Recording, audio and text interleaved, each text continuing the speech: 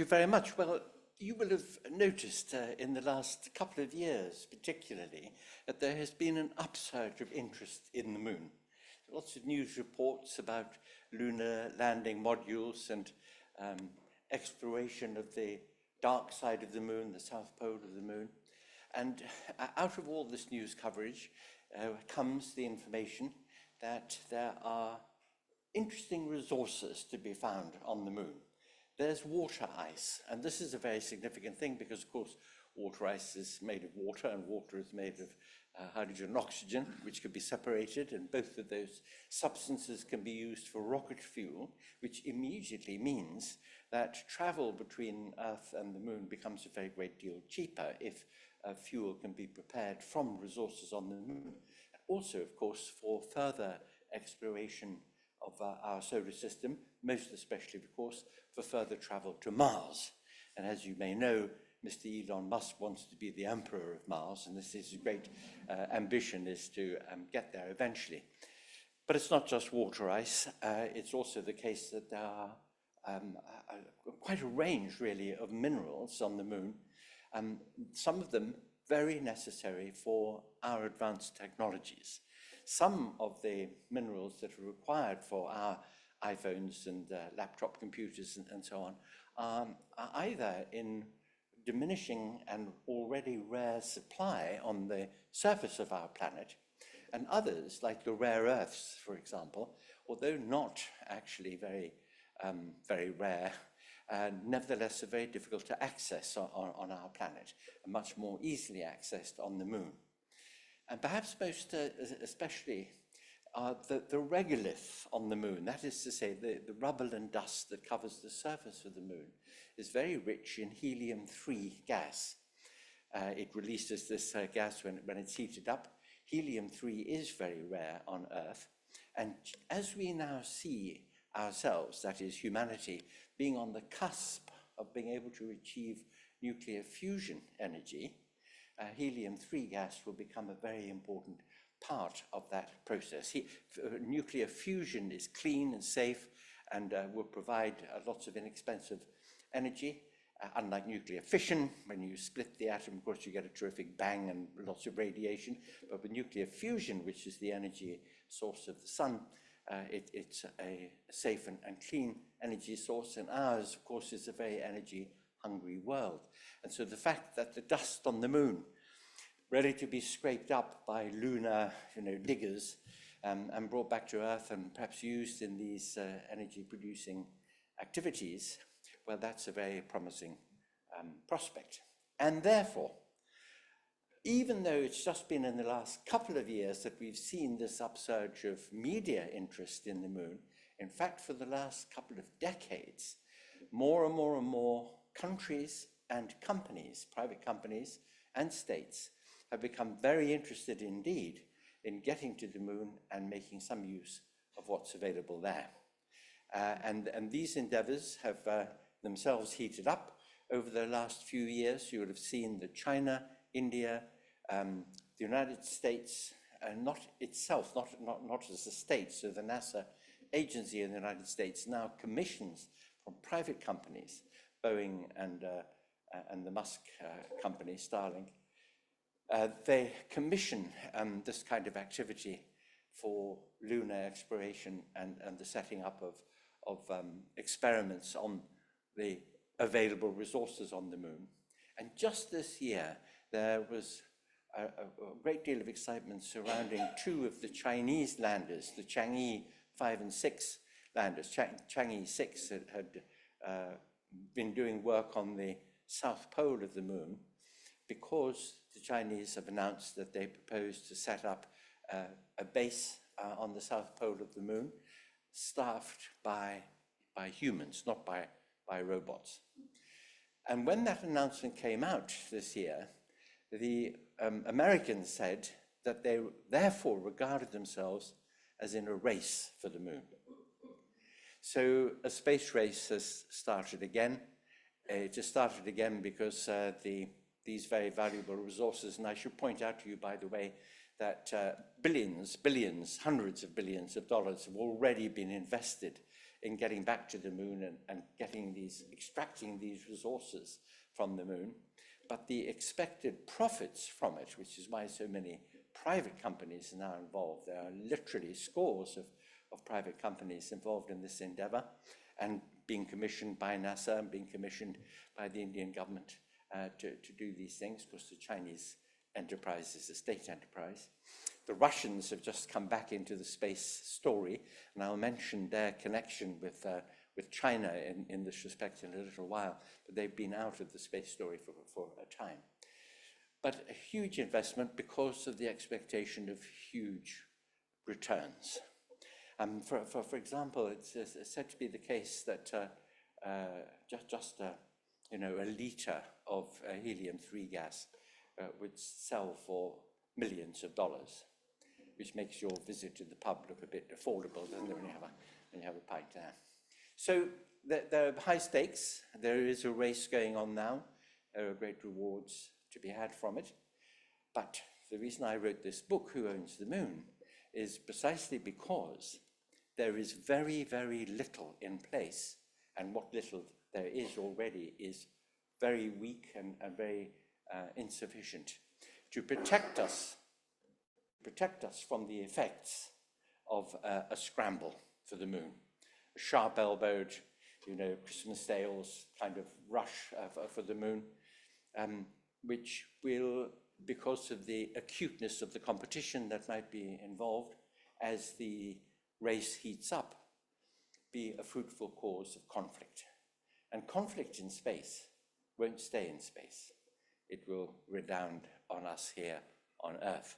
And so it just seemed to me, thinking a bit about, when you write that thing, thinking ahead with the D on the next line, thinking ahead is rather necessary here, that we should put in place some provisions, a framework for how nations and private companies and individuals are going to behave when they really get going out there in space.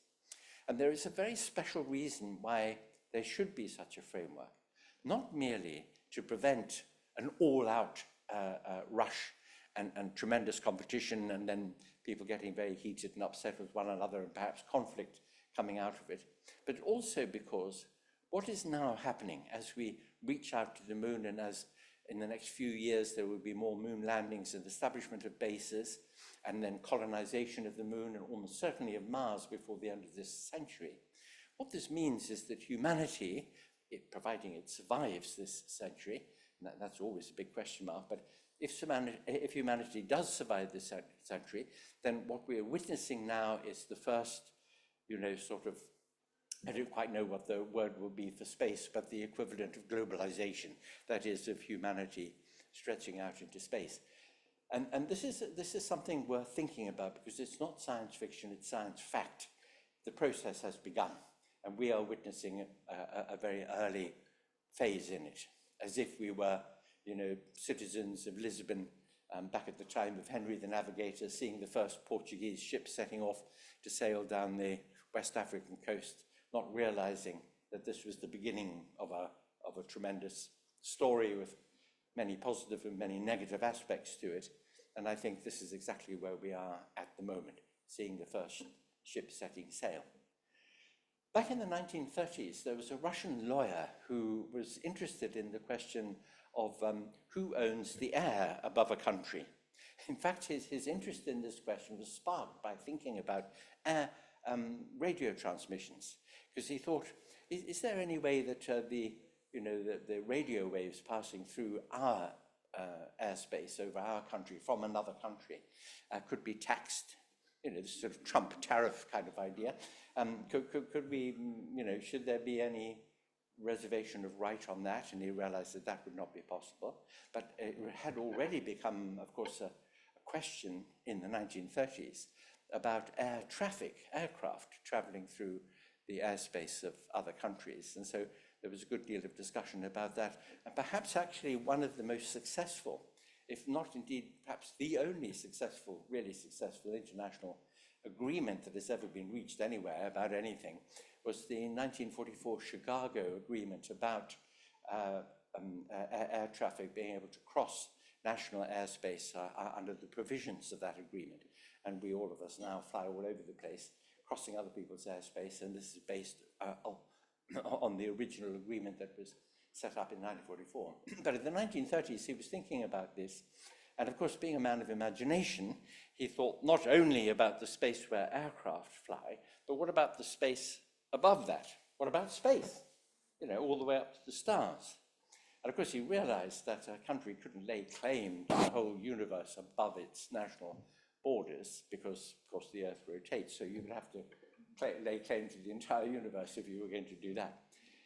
But it made him think, because, of course, in the and he himself, by the way, this individual, I talk about him in the book, was himself an inventor of rockets. He was very interested in rocketry, and rockets were just becoming a thing. There may be one or two people in this room who might remember Flash Gordon and those little rockets hanging from a thread with sparks coming out of the back, you know, having adventures in the 1930s. And of course, rockets were already in full use in the Second World War. The V1, V2 rockets, guided missile, well, in the case of V2, guided missile. The space age really began in the 1950s. I'll come back to that in a moment because it's an important part of this story. So this individual was not being spectacularly prescient any more than Jules Verne was at the end of the 19th century, of thinking about rockets going up into space, people going to the moon. And he himself said, it's inevitable that human beings, having conquered heavier than air flight, will conquer space, will find rockets that can send human beings out into space. And what will happen, he said, is that human beings will colonize space. They will colonize the moon and Mars. And if you look at the history of colonization, you see that colonies grow up and mature, and then they want to become independent. And so the future colonies of humanity out in space will eventually become independent. And then you can get out your copy of H.G. Wells's War of the Worlds and hope that we've all grown up before Mars and Earth start fighting with one another and so on. But at any rate, that is a reason for thinking now about what kind of framework we want for the future. Because if the activity on the moon in the next decade or so, and subsequently further lunar activity, Martian activity, and then perhaps even some of the moons of Jupiter and Saturn, if they become sites of interest and visit and bases and so forth. If we think of how things will evolve on those places as stemming either or both from the way the Chinese like to do things, their idea of quote-unquote good government and how people should behave, or if we think of it in terms of what some private corporation thinks its employees should be and do and how they should behave. I mean, if in other words, the way society out in space and politics out in space is decided by the Chinese and by Elon Musk, then that would be very different from a situation in which our human adventure in space began from a set of agreements and principles of the kind that the UN is dedicated to. Human rights, a rule of law, systems of adjudication for problems, difficulties, disagreements, and conflicts. In other words, a civilized framework for behavior which will set the terms for how in the future maybe colonies on the moon or Mars might themselves behave and what kind of thing society there might be. So this is not fanciful. Asking ourselves the question now that we're just about to go to the moon and establish bases there and mine it and so forth, thinking about how we organize that and what set of arrangements we've put in place for it is very, very timely. This is the moment to do it. Because alas, in human history, we've always been so far behind the curve, we've always played catch up. You know, look at the United Nations Declaration of Human Rights. Wonderful document. Nobody pays a blind bit of attention to it because all the genocides and what have you still go on, but at least we have a clear statement of principles that we should be abiding by, and maybe one day will. But when was it adopted? 1948. I mean, well after the stable door had been slammed on one of the worst sets of atrocities in human history, the Holocaust in the 1940s and the tens of millions who died in the Second World War. We're always behind the curve on this. And surely, Now that we know we're just about to begin this adventure in space, we really ought to be thinking about how we do things in advance. So that is the reason why I wrote the book. I didn't write the book in order to, dilate on matters lunar and rocketish, because I'm not a rocket scientist. I don't think actually rocket science is really rocket science, but anyway, it's in the figurative sense. But what I wanted to do is I wanted to illustrate the nature of the challenge that faces us in thinking about what's going to happen in space by looking at recent history, and in particular by looking at really good parallels or analogies for what can and might and could happen on the moon. For example, the Antarctic and the famous Antarctic Treaty of 1961, often held up, by the way, as an example of an exemplary international treaty because it has so far protected the Antarctic from depredation, so we think. We've reserved it just for scientific exploration as one of the great natural places on our planet. So I want to talk a little bit about the Antarctic Treaty and ask the question, has it really been successful? Is it a model? Doesn't it give us some cause for concern about what would happen with outer space, given that the Antarctic is, in some respects, a little bit like outer space?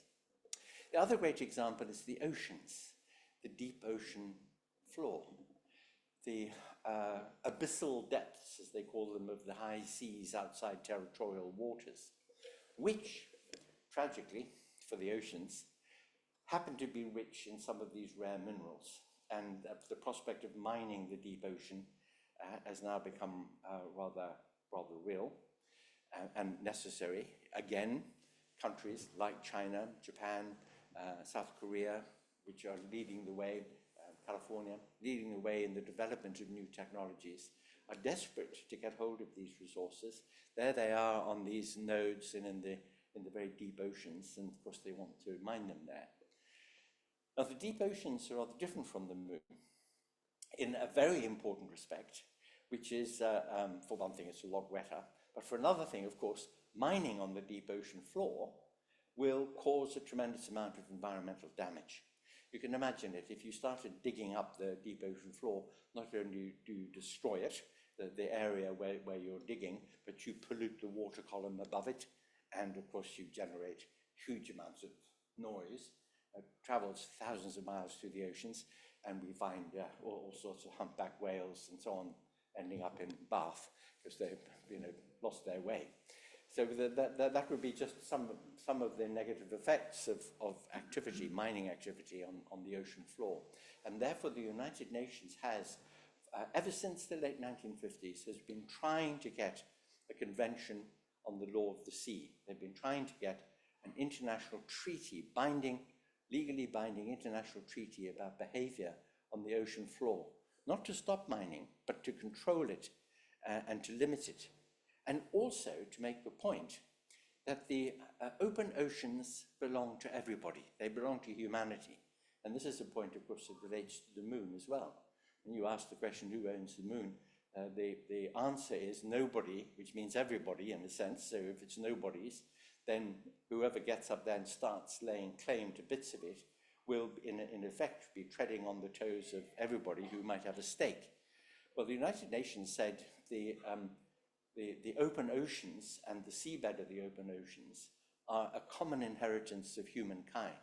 Therefore, if activity occurs, mining activity on the ocean floor, surely the profits from it should be shared with everybody. I mean, why is it that a country that doesn't have a shoreline and doesn't have a marine industry should be excluded from the benefits that come from getting hold of these resources? Surely there should be a way that the value achieved from these activities, from a resource which belongs to the whole of humanity, that value should be shared by humanity. And that is the reason, of course, why the great attempt at the United Nations has failed, because countries like, for example, the United States of America refuse to sign.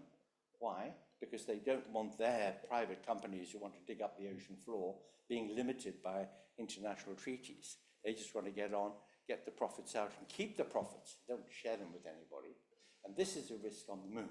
This is a risk for trying to get some arrangement for the moon where the whole of humanity can benefit. And it's not just a matter of some tremendous scramble of people laying stake to different parts of the moon in order to profit from it.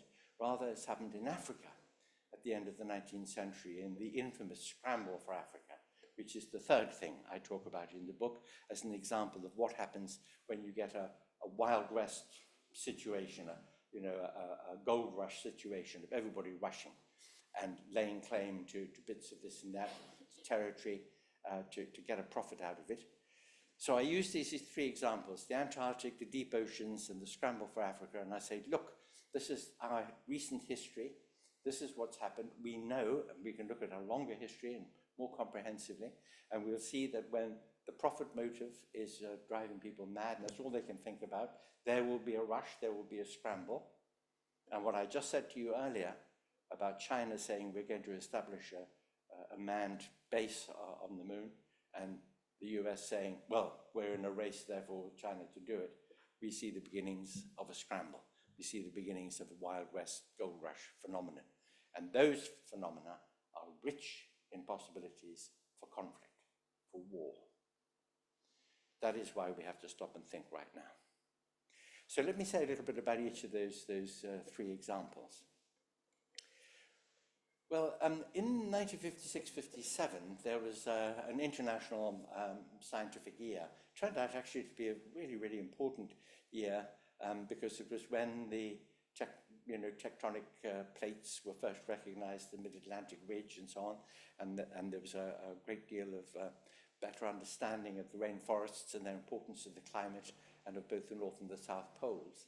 But in particular, something that happened in that year was that Russia, the Soviet Union, launched 2 satellites, and they were the first artificial satellites to be launched into orbit around our planet. And the fact that they did it really put a kind of figurative rocket up the Americans, who thought, oh God, they're ahead of us in this technology. And they began to try and scramble to do it and manage to get themselves to get a satellite up. But then the Soviets put up an orbiter with a dog in it, you may remember. And then they put up one with a man in it, Yuri Gagarin, 1961. They were their first man in space. It was the Soviets. They were so far ahead of the Americans that John F. Kennedy made that famous speech. He had wonderful, wonderful speechwriters.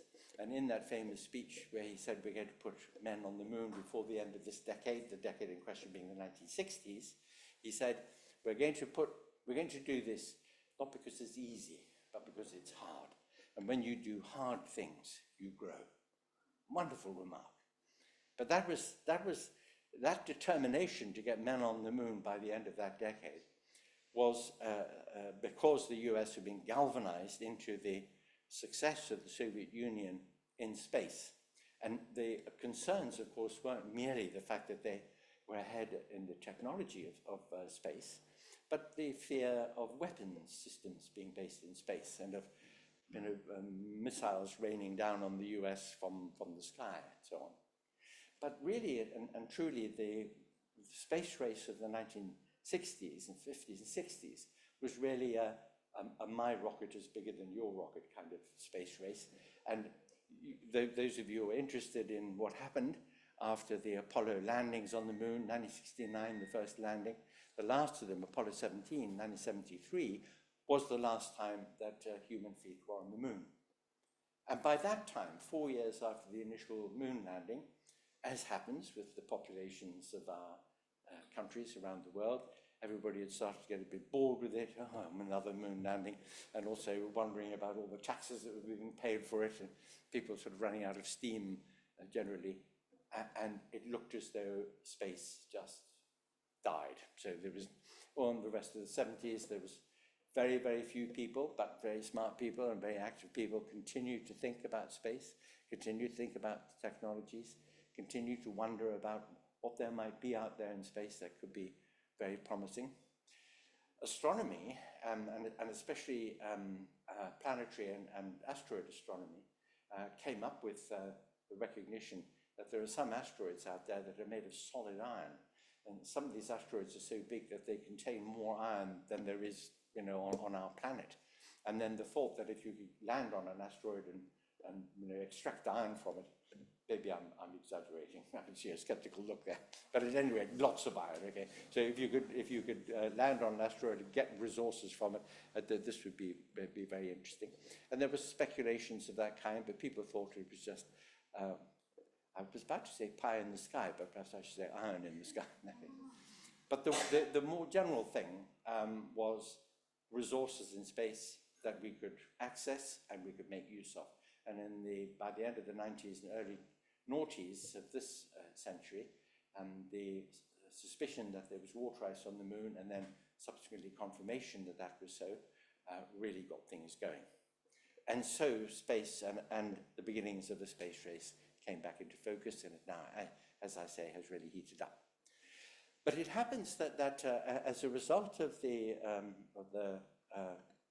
global science here in the mid-50s, and the pressure of the Cold War, I was going to say the heating up of the Cold War, but that also seems to be a bit of an oxymoron. There was an anxiety on the part of principally, of course, the US and its allies on the one hand, and the Soviet Union and the Warsaw Pact countries on the other, that there were enough points of sensitivity around the Earth, like, for example, the North Pole, where the Soviet Union and the United States of America actually physically abutted one another. There are enough places where there could be problems that an effort should be made to park and anything which needn't be a source of problems where there might be some trigger. And one of them was, of course, the Antarctic. Now, the United States of America had considered conducting nuclear testing in the Antarctic, setting off its bombs there instead of on Pacific Islands. But then they decided, right, in order to try to suppress nuclear weapons proliferation, there would be an agreement, and it was an agreement that wasn't made by the UN in this instance, but by those countries that laid claim to parts of the Antarctic, laid sovereignty claims over parts of the Antarctic, and the US and USSR to make the Antarctic a protected, fenced-off zone, only for science, no commercial exploitation of it, no mining on it, and so on. And this treaty was signed in 1961. Now, it happens that 7 countries had sovereignty claims over Antarctic territory.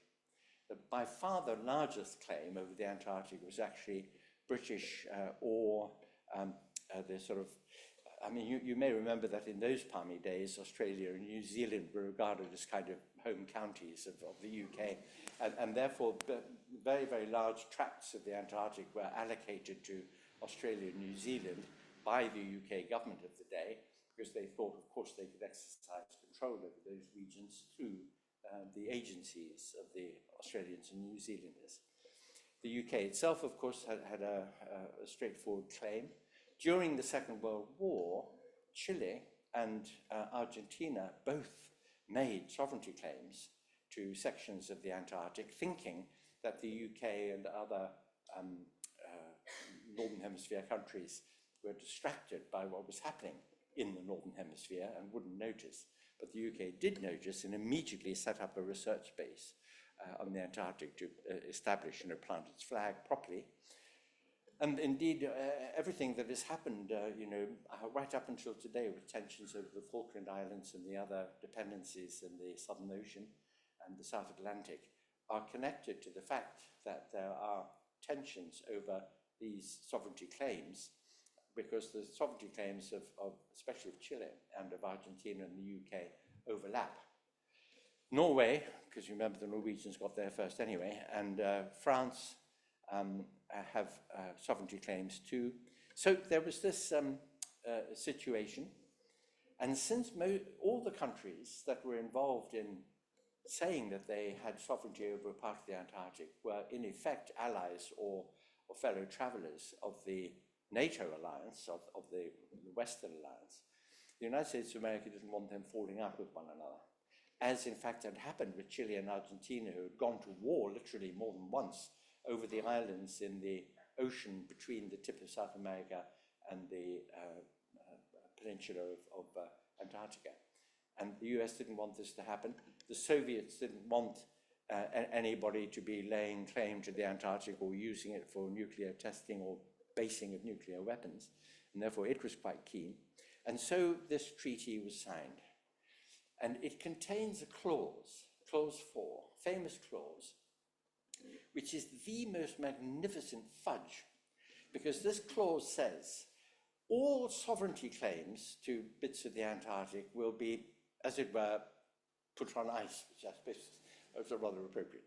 Will just be parked, will be shelved, and nobody will assert this, and there won't be any discussion about sovereignties until for another 30 years. So that took the treaty up to 1991. And the treaty said that if any of the parties to the treaty wants to open the subject up again, then they can do so in 30 years' time.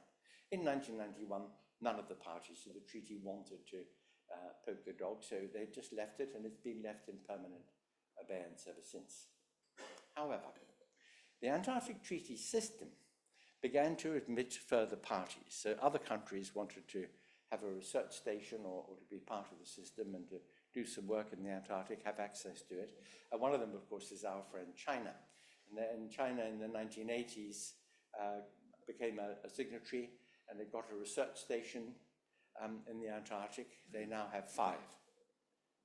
And just recently, just in the last couple of years, by the way, I should mention also that the Antarctic Treaty applies to the continent.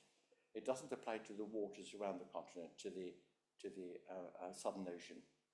And as a result, the Southern Ocean has been heavily overfished, and it's been very damaged ecologically, and repeated attempts have been made by most of the signatories of the treaty system to extend the protections of the system to the Southern Oceans, or to enough of them anyway, to be able to look after the ecology of the Southern Oceans, upon which populations of penguins and others on the Antarctic itself depend. So, I mean, there is a definite causal connection there, apart from the general principle. But both Russia and China have persistently refused to extend the provisions of the treaty. They've blocked all attempts to make it work better.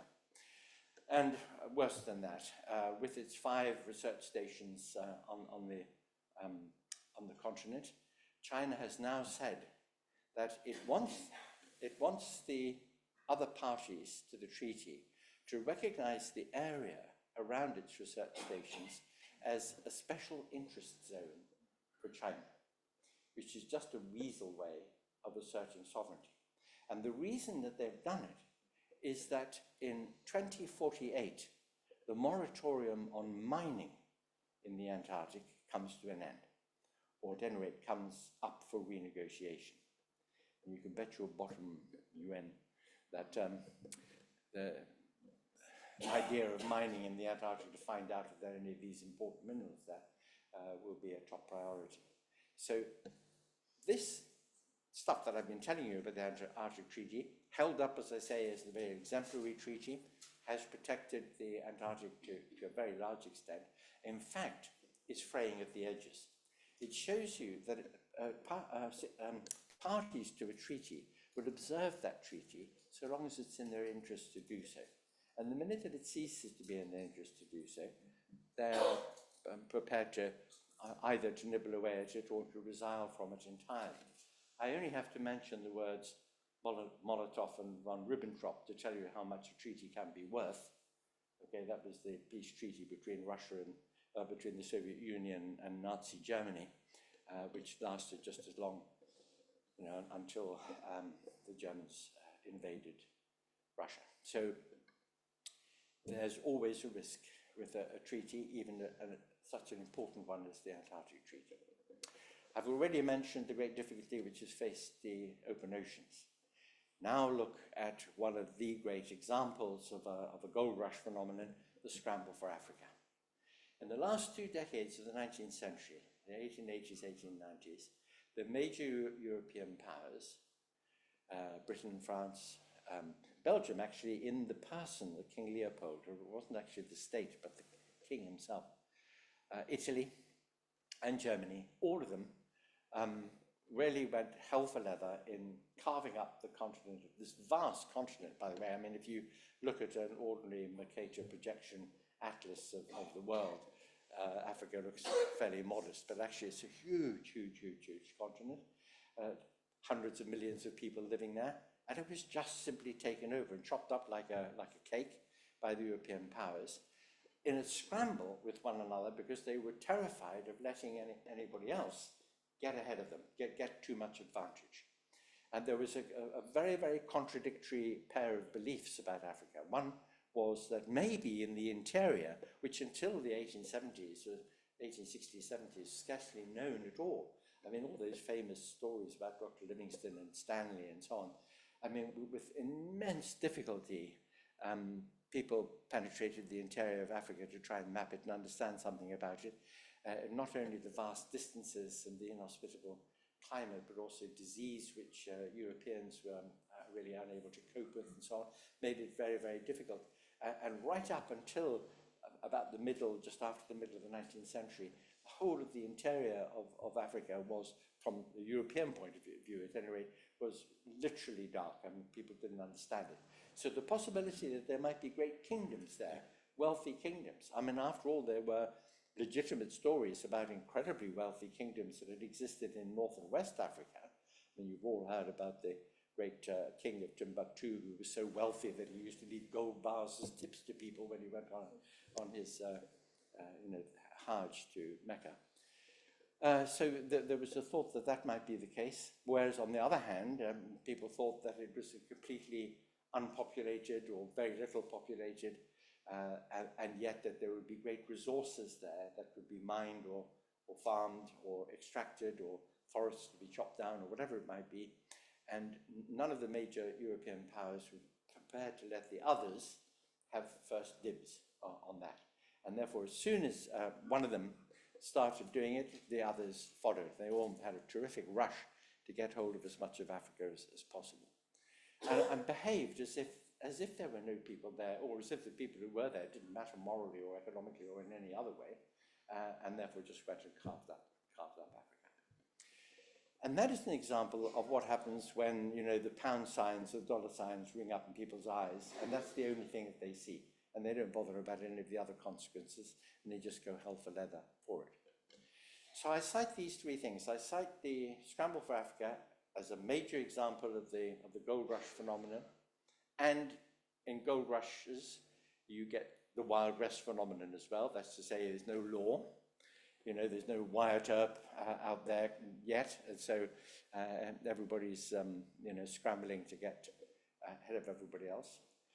And the Antarctic Treaty itself fraying away at the edges, and the failure of the United Nations to get a deep sea treaty, all these things tell us that we are so at the mercy of, you know, the lust for profit and for gain and advantage, that we are blinded to the necessity of really thinking about these things and trying to do it properly and clearly.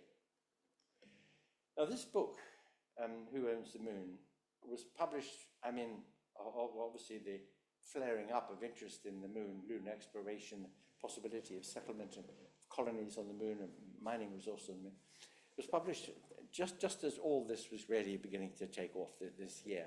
So it caught a lucky moment, and it got very, very, very widely reviewed and discussed.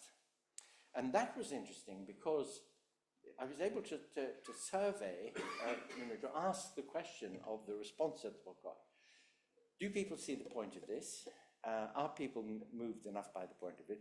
And who, if anybody, is against the idea of a binding, solid, good international treaty that will do the work of establishing that framework that we need? And the only critical voices that came were from people in the space industry, who do not want an international treaty for exactly the same reason that the Americans don't want a treaty about the deep oceans, and that's because it gets in the way of the prospects of profit. So they want to shut people up, and hereby hangs a curly tail as well. So those of you who are assiduous in your reading about these matters will know about the Artemis Accords.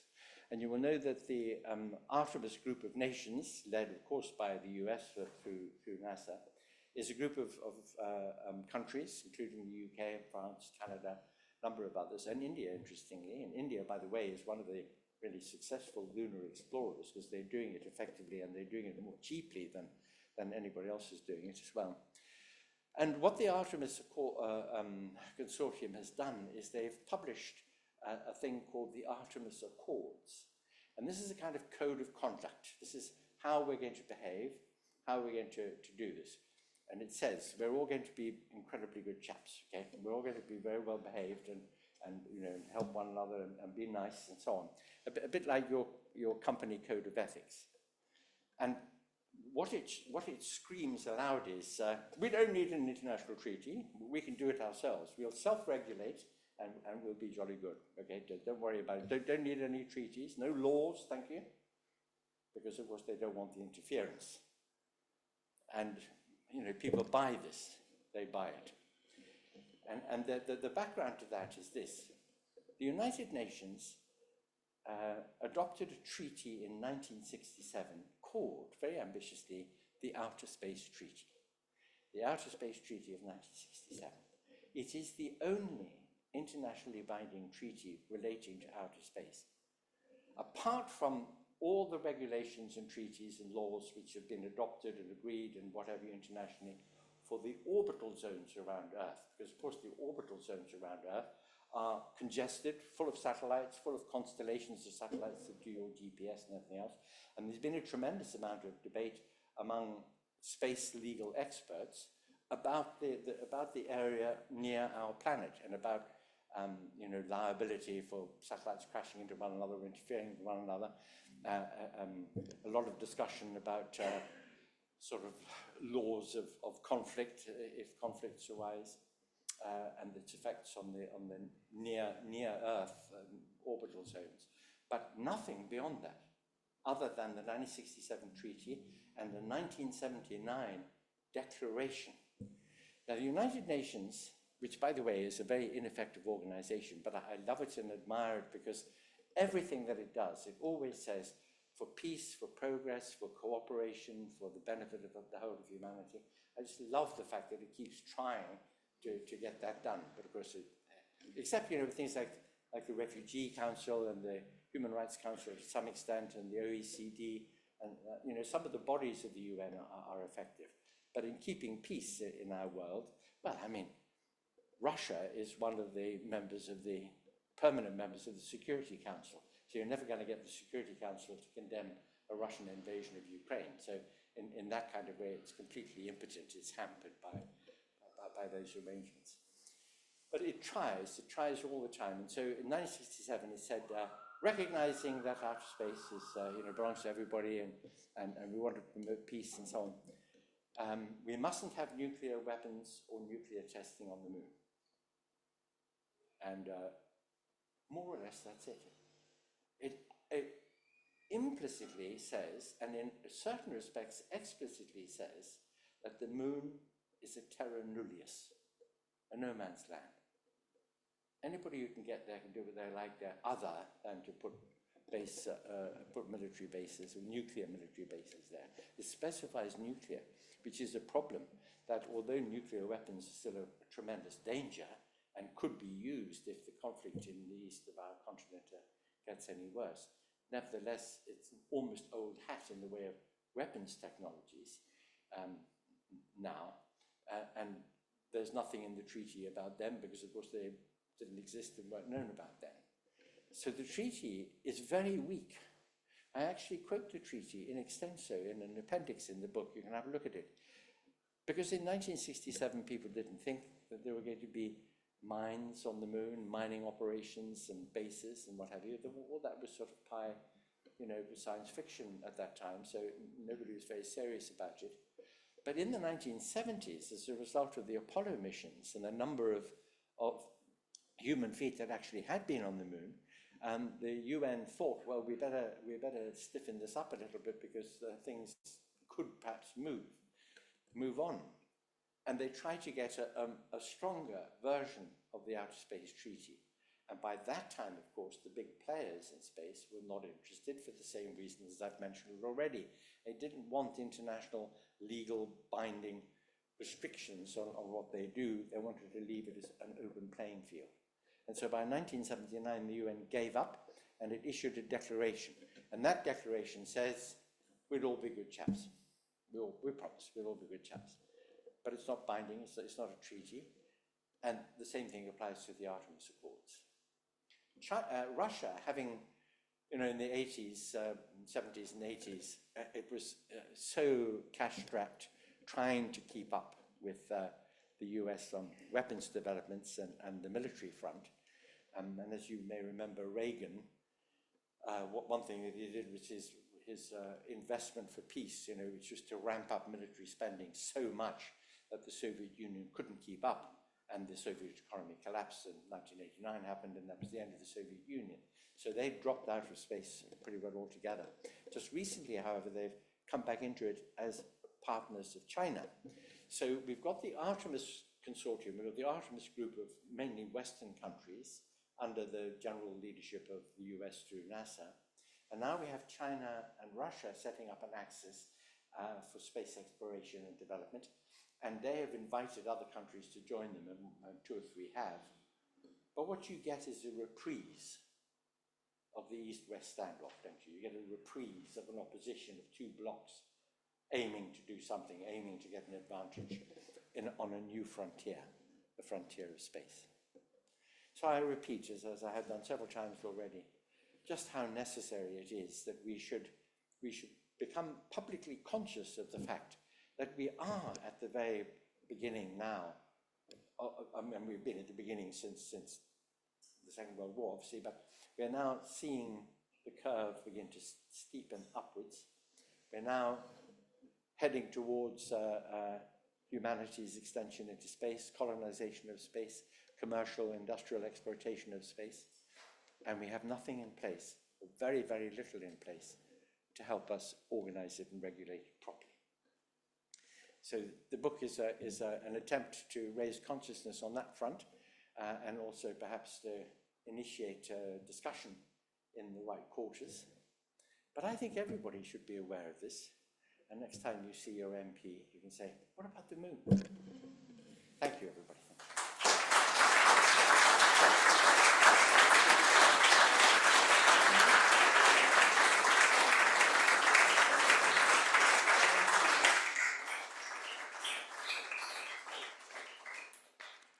Thank you, Anthony, for taking us on a glorious journey to the moon, to Antarctica, Africa, the deep oceans. You didn't leave much out. What is quite depressing, though, is that mankind has not been able to actually get its act together to address even our current terrestrial issues that are plaguing us in terms of global conflict. So it doesn't bode well for sorting out things like the moon, Antarctica, etc. There's clearly something needs to change. I'm sure there will be lots of questions in the audience. So we get to the Q&A session now. Now, Anthony needs to be out of this building by 8:45 to catch a train. So we've got about 20-odd minutes for a Q&A. In order to do this effectively, could you ask your question as a one-line question rather than an essay? Because otherwise, we're going to only get a couple of people in. So who would like to go first in the room before we go online? I'm sorry, I should have added something, if I may, while you're thinking of your questions. I should have added that in preparation for perhaps averting the following kinds of questions. I mean, some people say, wouldn't mining activity on the moon, spoil the environment of the moon? Isn't it ecologically damaging in some way? Will it, affect the tides? Will the moon go away? Or, I get those sorts of questions. The answer is, the moon is a very big place. It is actually moving away from Earth very sensibly at about the rate of how fast your fingernails grow. So, gravity, the effect of gravity is such that the moon is drifting away very, very slowly. No, I don't think that any activity on the moon is going to affect it or its gravitational pull on the oceans. And when people talk about ecological damage, well, there isn't an ecology on the surface of the moon. As far as we know, there isn't life there to be disturbed or destroyed by human activity. I do point out to people, you know, that the astronauts who've been to the moon left their diapers, as the Americans say, on the moon, and quite a bit of litter. It's not quite as bad as the path up Everest, you know, which is littered not just with cans and chocolate wrappers, but also dead bodies and things like that. Well, I mean, there is a certain amount of litter on the moon. There are plans afoot, as you may know, adverts already. You can be buried on the moon or have your ashes scattered there. So the thought of human feces, human corpses, and human Coca-Cola cans up there on the moon does seem rather dismaying to people, for whom, of course, the moon is very romantic. Spoon under the moon in June and all that, you know, the lover's moon, harvest moon. But all those sorts of considerations don't apply. They most certainly apply to the Antarctic and the deep oceans, but not to the moon. Okay, well, hopefully that hasn't reduced your questions by any amount. So who would like to go first in the room? Nobody's... If you could speak to Rachel. Hello. If you woke up tomorrow morning and was magically in charge of everything, what would you do about the moon? Well, I mean, I wouldn't want to put a stop to further lunar exploration or indeed exploitation, because I think it could be of value. I'd much rather see mining on the moon than back on Earth. That's one thing. So what I would do if I was Supremo is I would immediately put in place a very, very substantial treaty, international treaty, a framework for how people are to behave, how they're to adjudicate disputes, to set in place what would happen if actual colonization populations began to grow on the moon and so on, to set in place the parameters for how that might work. I mean, I would really like to be able to set things up properly. A little bit like when you buy your house, or build your house for that matter. So you buy a plot of land and you get an architect and you design a house and then you paint its walls and you furnish it. Now think ahead, get it right. Don't do it in a haphazard way, which is what we're doing at the moment, without giving any thought really to how it might develop.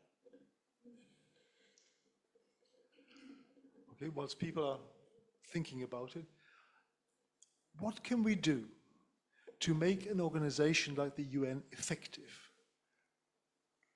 Well, in this particular instance, the case of the moon, I mentioned that there is a very active debate going on in UN circles and more broadly about space law, most of which covers, in fact, the sort of orbital communications, satellite activity around the planet. And there are, I know, some people there who are interested in the broader and wider question. So one thing that we need to do is to encourage them to think more about that, to extend, perhaps wherever possible, some of the treaties that govern activity in the orbital regions, perhaps to the moon. By the way, I mean, the great problem, you know, is that space has become militarized already, unfortunately. This is part of the dangerous mix for what might happen on the moon and beyond. That the development of anti-satellite weaponry, not just actual kinetic weaponry, but, you know, electronic interference systems and the like, but laser beams. I don't know whether you saw just a couple of weeks ago, China announced that it had got an effective long-range death ray, you might call it now. Anti-satellite satellites, so satellites, armed satellites, which can interdict other satellites. So all these are already the case. And most of the major space active nations have developed part of their militaries into space forces, and in a couple of cases, including the United States of America, they now have a separate arm called the Space Force. They have a Navy, an Army, an Air Force, and now a Space Force. And the US Space Force was set up in the first Trump administration. And please, don't have to believe me, go and ask Mr. Google. He'll show you some images and tell you all about the US Space Force. The members of the US Navy are called sailors, and the members of the US Army are called soldiers, and the members of the US Air Force are called airmen, and the members of the US Space Force are called Guardians. And their uniforms are straight out of Marvel comic books. I kid you not. I mean, look, you know, they're like Mr. Captain Kirk or something. I mean, exactly those uniforms. And the whole thing looks comic book. But on the other hand, the US Space Force, person in command of it, sits on the Joint Chiefs of Staff, equal with the generals and the admirals. The hundreds of billions of dollars going into development of space weaponry in the space system. And above all, you can, Mr. Google will also provide you with the full text of the US Space Force, what do they call it? So not manifesto, but you know, it's what's it called? No, it's not its charter. It's just sets out its for what it does, what the chain of command is. I mean, it's a sort of, yeah, the whole mission statement. And maybe. it begins by saying that space is now a fully recognized war-fighting zone. And this word, war-fighting, is a single word, a war-fighting zone. Space is now a recognized war-fighting zone, which is why there is now a force of the US military dedicated to combat in space. Okay. You know, if you talk about oil and matches, and the fact that there are profits to be made from the moon. I mean, the whole mixture is so volatile, really. And you know what? People outside this room are just not thinking about it. You are now, because you've been alerted to it, but so few people are. It's such a marginal issue. Okay, thank you. And for those of you who want to Google things, have a look at the logo of the US Space Force. It looks remarkably similar to Star Trek. Yeah, so I'm not going to show it up today, but you can do it at your own leisure. We've got a couple of questions online by DPhil. If a treaty were to come into being on behavior in space, how would the monitoring be done and who would it be done by? Good question. So some system rather similar to UN observation forces or peacekeeping forces that we've seen from time to time, for example, in the Baltics and in African states and what have you. Of course, they've been, they faced a lot of difficulties in areas of tension, obviously, but better to have observers and peacekeepers, even if they are only 50% or 30% effective, than to have none. And so a system of that kind would have to be set up, a reporting system, a monitoring system. There would have to be an international space court for resolving disputes, rather as we have a human rights court, an international criminal court, the ICC. So to have the ISC, the International Space Court, that would be a necessity. A structure, a set of structures and procedures for trying to monitor and to the degree possible police what happens in space. Now, even on the basis of self-interest, actually, you know, actors in space, the countries and private agencies, should be interested in having a system. They should be interested in it for the following reason. Supposing you're a business person and you've set up a company and you're going to operate in a country. You would prefer that country to be reasonably stable. You'd want your patents to be observed. You'd want some degree of predictability for your activities, and you would want there to be a rule of law.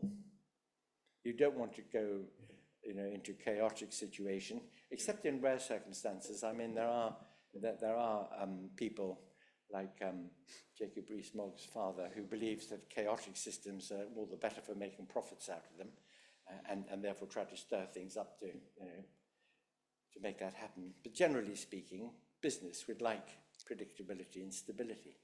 And the same thing would apply in space.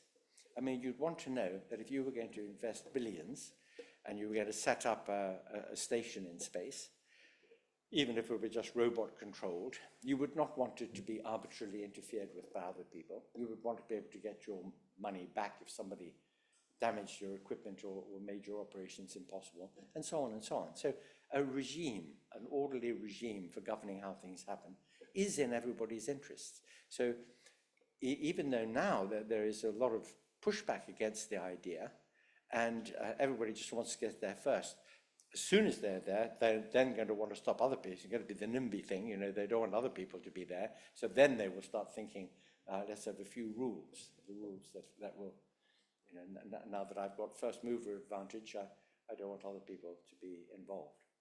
But you can imagine, you know, if you very expensively set up an operation on the surface of the moon, you don't want other people landing nearby, and it could very well be, you know how geology works, not everything is everywhere, so there might be seams of minerals or resources. So there's going to be a scramble to get there first, stake a claim, keep other people out, and for all sorts of reasons, not just for profit reasons, but practical reasons. You know, if somebody lands their equipment near yours, they could sandblast your equipment or interfere with its electronics or knock it over, and you don't want that happening. And that, by the way, is the reason why people who do set up operations on the moon are going to want to do what the Chinese are trying to do in the Antarctic, special interest zone, just a sovereignty claim. And one can imagine a situation within half a century that the moon has become a domain of you know, international interests with borders. And you know that almost every border in history was drawn in the blood of war. So Okay. we don't want that prospect. No. Another question from Simon. Could there be any perceived positives of mining on the moon subject to global treaties being in place beforehand? Sorry, can you say again? Could there be any perceived positives of mining the moon subject to global treaty being in place beforehand? Yes. Oh, many, I think. Many, because there are valuable resources there. As I say, as our energy production technologies really catch up with being able to do fusion, or just on the cusp of that now perhaps, we're going to need helium-3. That would be one way of doing fusion, and it's plentiful on the moon. Yes, and as I said earlier, a lot better to mine the moon than, let's say, Cornwall or Devon or, you know, or anywhere on our planet, actually. So yes, I mean, I think there are lots of advantages, and not merely industrial, commercial advantages. There are advantages to the new technologies that will be developed in order to do it. Some of you here today might have fried your eggs on Teflon. Well, that came from the Apollo missions, the space activity of the 60s and 70s. Just one very small example, but quite a significant one, of the sort of spin-offs that come out of space technology. And as you know, people overcome the challenges of living and working and mining and producing in space, and by the way, production in space conditions of certain sorts of things are very much better and cheaper and more effective than they are at the atmospheric pressures on the surface of the Earth. So there's another advantage. And the advantage to human imagination, as we expand, every frontier crossed, every expansion of human beings across the planet has been very rich in the imaginative resources that have resulted from it too. So the future of humanity in space will be tremendous in all sorts of many positive ways, providing that it isn't just another excuse to shoot one another. And that's the point I'm trying to make here. Okay, we've got another question here in the room. Is the moon unique, or would the framework you roll out for the moon apply to Mars and beyond? Yes, indeed. I mean, that is an important part of this argument, that we want to get things going in the right way. We want to establish the basic conditions that would operate as we get further and further onto Mars, maybe onto the moons of the big planets, where there might be life, for example. So we would need to think very seriously about the effects on the environment of those bodies. So yes, we want a framework that will be, that can evolve with the evolution of human activity in space, but with a really good, responsible framework. A gentleman here. Thank you for your talk. Sorry, could you just answer this? Hi. Thank you for your talk. That was great. Are you positive about a treaty or something being put in place that it won't just end up being people shooting each other on the moon when we go up there? What are the chances, considering we've always been behind the curve? Are you optimistic about it?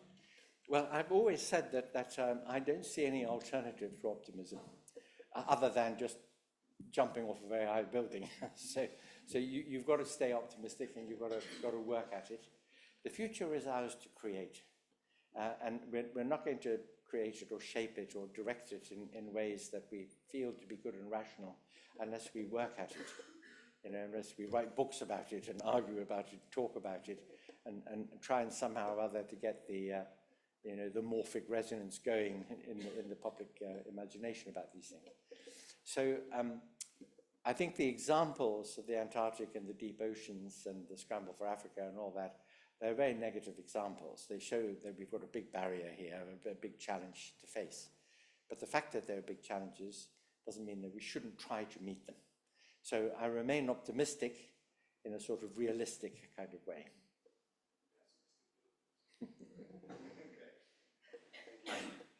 With the militarization of space, what do you think will happen to the ISS?